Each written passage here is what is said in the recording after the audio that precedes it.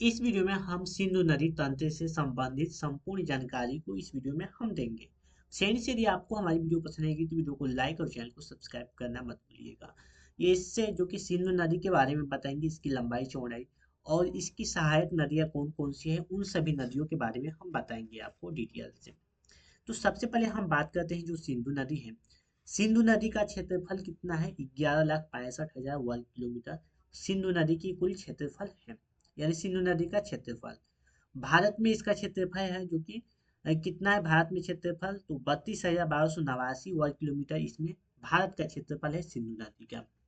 अब फ्रेंड्स बात करें लंबाई की बात, तो यानी लंबाई की बात करें तो कुल लंबाई जो सिंधु नदी है, आप देख सकते हैं सिंधु नदी की कुल लंबाई कितनी है? तो यह है जो कि 2880 किलोमीटर है, जिसमें भारत की लंबाई कितनी है? तो 1114 किलोमीटर भारत में लंबाई है सिंधु नदी की। अब इसकी सहायक नदियों के बारे में हम बात करें तो इसकी सहायक नदियां कौन कौन सी है? तो इसकी सहायक नदियां जो है यह है, पहले पर आता है चिनाव नदी। कौन सी नदी आती है? यहाँ पे देख सकते हैं चिनाव नदी। चिनाव नदी भारत की पहली जो कि सिंधु नदी की पहली सहायक नदी है, जिसकी लंबाई कितनी है? 960 किलोमीटर चिनाव नदी की लंबाई है। देखिए पहली जो कि सहायक नदियां है। दूसरे पे आता है झेलम नदी। कौन सी नदी? झेलम नदी, आप देख सकते हैं झेलम नदी। इसकी लंबाई कितनी है? तो 700 जो कि 25 किलोमीटर इसका क्षेत्रफल है। अगला जो हमारा आता है सहायक नदियां, यह आता है रावी नदी। कौन सी नदी? रावी नदी। ये रावी नदी का जो क्षेत्रफल है यानी लंबाई है, यह है 720 किलोमीटर। उसके बाद आता है सतलज, उसके बाद आता है ब्यास। तो सतलज जो नदी है यानी सतलज, सतलज नदी की लंबाई कितनी है? तो यह है 1450 किलोमीटर इसकी लंबाई है। और ब्यास नदी है एक आखिरी जो हमारी नदी है, ब्यास नदी, इसकी लंबाई कितनी है? 470 किलोमीटर। कितने? 470 किलोमीटर इसकी लंबाई है। तो आप देख सकते हैं जो कि 5 सहायक नदियां सिंधु नदी की, कितनी सहायक नदियां हैं? टोटल 5 सहायक नदियां हैं। कौन कौन से हैं? चिनाव नदी, झेलम, रावी, सतलज और ब्यास नदी। आपको ये प्रश्न परीक्षा में पूछा जा सकता है कि सिंधु नदी की सहायक नदियां कुल कितनी हैं? तो 5 सहायक नदियां हैं, आपको हमने बता दिया। इसकी लंबाई भी पूछ सकता है।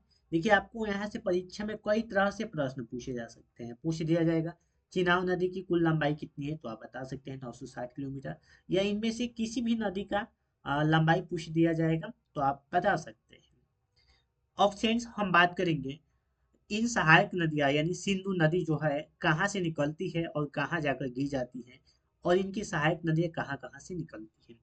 देखिए यहाँ पे आता है जो कि ये एरिया है, ये कौन सा है? ये एरिया कहलाता है नेपाल, जो कि दूसरा देश है, हमारा भारत का देश नहीं है, नेपाल। जो हमारा सिंधु नदी तंत्र है यह कहाँ से निकलती है? चीन के तिब्बत के मानसरोवर झील से। आप देख सकते हैं इस इलाका पे यहाँ पे पड़ता है चीन के तिब्बत का मानसरोवर झील जो है, यह है यहाँ से जो कि हमारा सिंधु नदी निकलती है। तो आप देख सकते हैं सिंधु नदी जो कि यहाँ से निकलती है और यहाँ पे कहाँ प्रवेश करती है? लद्दाख के यानी लद्दाख के लेह जिला से प्रवेश करती है। और ये भारत के 3 राज्यों से गुजरते हुए ये कहाँ पे निकल जाती है? ये भारत के 3 राज्यों से गुजरते हुए ये निकलती है कहाँ पे? इस तरह जाती है और ये निकल जाती है पाकिस्तान होते हुए, और ये गिर जाती है अरब सागर में। कहाँ पे? अरब सागर में जाकर गिर जाती है ये नदियाँ, सिंधु नदी। कौन सी नदी है ये? सिंधु नदी है। यहाँ पर स्टैंड जो हमारा सिंधु नदी है ये कहाँ पे निकलती है? चीन के तिब्बत के मानसरोवर झील से निकलती है। कहाँ किससे? आपको हम लिख दे रहे हैं चीन के तिब्बत, तिब्बत के मानसरोवर झील से। कहाँ से? चीन के तिब्बत के मानसरोवर, रोवर मानसरोवर झील से यह नदी निकलती है। कौन सी नदी? चीन के तिब्बत के मानसरोवर झील से निकलती है सिंधु नदी। और यह यहाँ पे जो प्रवेश करती है, जब भारत में प्रवेश करती है तो इस स्थान का नाम है जो कि लद्दाख। लद्दाख, लद्दाख के लेह जिले से, लद्दाख के लेह जिले से, लेह जिले से यह प्रवेश करती है। और यह कहाँ पे गिरती है? पाकिस्तान होते हुए, पाकिस्तान होते हुए यह अरब सागर में जाकर गिर जाती है। यहाँ जो गिरती है यह क्या है? अरब सागर। यहाँ पर देख सकते हैं अरब सागर, अरब सागर कहाँ पे गिरती है, अरब सागर में गिरती है। अब फ्रेंड्स हम बात करेंगे एक, उसके बाद आता है जो कि हमारा, अब इसकी सहायक नदियाँ देखेंगे कौन कौन सी नदी ये कहाँ कहाँ से निकलती है, जो इनकी सहायक नदियाँ है कहाँ से निकलती है और कहाँ जाकर मिल जाती है इनकी सहायक नदियाँ।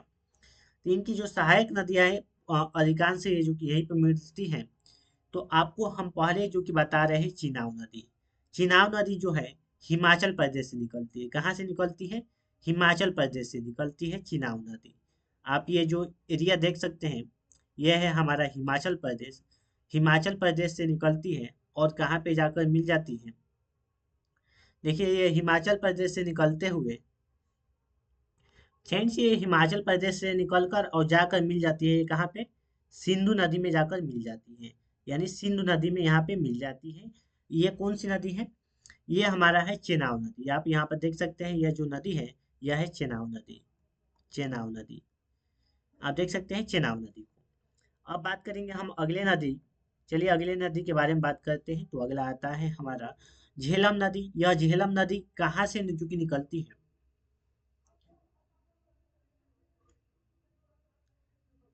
तो झेलम जो नदी है यह जम्मू कश्मीर से निकलती है, कहाँ से निकलती है, जम्मू कश्मीर से जो कि निकलती है झेलम नदी। इसके जस्ट ऊपर यहाँ ये एरिया है, यहाँ से निकलती है, ये है झेलम नदी निकलती है और ये जाकर कहाँ पे मिल जाती है, तो आप देख सकते हैं ये भी जाकर मिल जाती है कहाँ पे, चिनाब नदी में, यानी ये भी मिल जाती है चिनाब नदी में। ये है जो कि झेलम नदी, इस नदी का नाम है झेलम, झेलम नदी, झेलम नदी तो हो गया। अब बात करें हमारा आता है जो कि रावी नदी। ये रावी नदी कहाँ से निकलती है, तो रावी नदी निकलती है हिमाचल प्रदेश के रोहतांग दर्रे से। तो हिमाचल प्रदेश के रोहतांग दर्रे से कौन सी नदी निकलती है, तो ये निकलती है रावी नदी। आप देख सकते हैं यह है रावी नदी और ये जाकर मिल जाती है कहाँ पे, चेनाब नदी में, ये भी मिल जाती है चेनाब नदी में, यह है रावी नदी।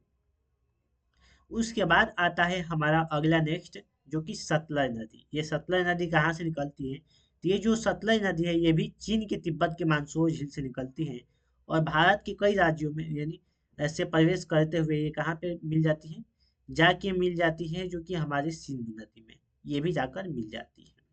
ये है हमारा कौन सी नदी, सतलज नदी, यहाँ से निकलती है सतलज, सतलज, यह है सतलज नदी। अब जो कि अगला हमारा नेक्स्ट बचा है ब्यास नदी। ब्यास नदी कहाँ से निकलती है, तो ये जो ब्यास नदी यहाँ से देख सकते हैं आप मानचित्र के माध्यम से, ब्यास नदी निकल कर और जाकर ये मिलती है कहाँ पे, सतलज नदी में। ये कौन सी नदी है, ब्यास नदी, ब्यास नदी आप देख सकते हैं ब्यास नदी के बारे में।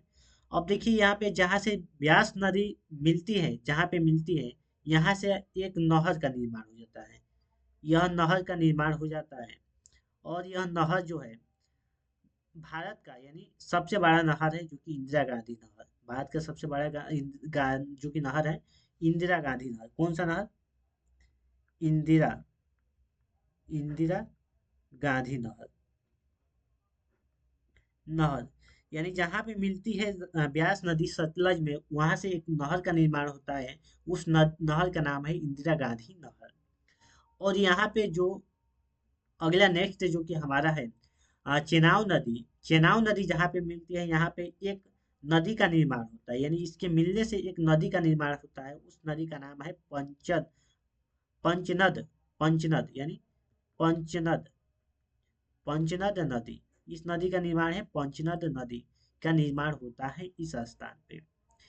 तो फ्रेंड्स इस तरह हमने इस वीडियो में आपको बताया जो कि सिंधु नदी तंत्र से संबंधित संपूर्ण जानकारी को हमने बताया कि इसकी लंबाई कितनी है, क्षेत्रफल कितना है, भारत में लंबाई और क्षेत्रफल कितना है, इसके सहायक नदियाँ कौन कौन सी हैं, उसके बारे में हमने आपको डिटेल से बताया। यदि आपको हमारी वीडियो पसंद नहीं होगी तो वीडियो को लाइक और चैनल को सब्सक्राइब करना मत भूलिएगा। तो आज के लिए इतना ही, फिर मिलते हैं नेक्स्ट वीडियो में, तब तक ले जाए दोस्तों, वंदे मातरम।